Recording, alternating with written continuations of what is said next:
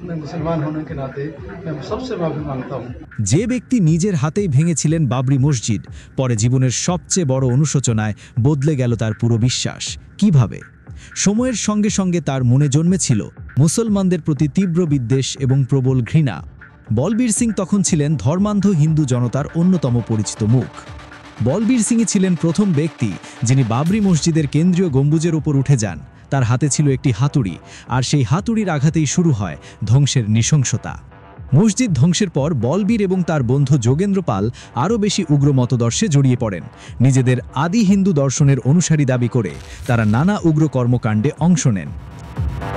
পরবর্তীকে অ্যানাডোগেল এজেন্সিকে দেওয়া এক সাক্ষাৎকারে বলবীর সিং স্বীকার করেন, তখন তার মনে মুসলমানদের প্রতি প্রচণ্ড ঘৃণা ছিল, আর সেই ঘৃণাই তাকে মসজিদ ভাঙার কাজে উৎসাহিত করেছিল।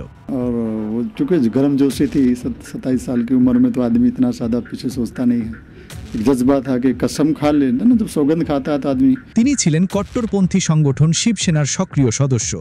দিল্লি সহ বিভিন্ন জায়গায় সংগঠনের কর্মসূচিতে অংশ নিতেন তিনি। তবে মসজিদ ধ্বংসের পরপরই তার ভেতরে জন্ম নেয় গভীর অনুশোচনা।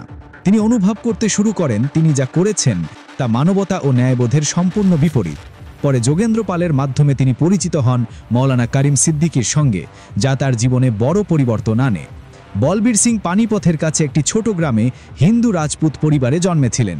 তার বাবা ছিলেন একজন স্কুল শিক্ষক, যিনি সর্বদা মানবতা, ন্যায় এবং সহনশীলতার শিক্ষা দিতেন। 1992 সালের 6 ডিসেম্বরের সেই দিনটির কথা স্মরণ করে বলবীর বলেন, সেদিন সারা ভারতে উন্মত্ততার ঢেউ উঠেছিল, আর তিনি নিজেও সেই উন্মত্ততার অংশ হয়ে গিয়েছিলেন। কিন্তু বাড়ি ফিরে বলবীর সবচেয়ে বড় ধাক্কাটি পান তার পরিবার। তার এই কাজের কঠোর নিন্দা জানায়। বাবার হতাশ দৃষ্টি তাকে ভেঙে দেয় ভেতর থেকে।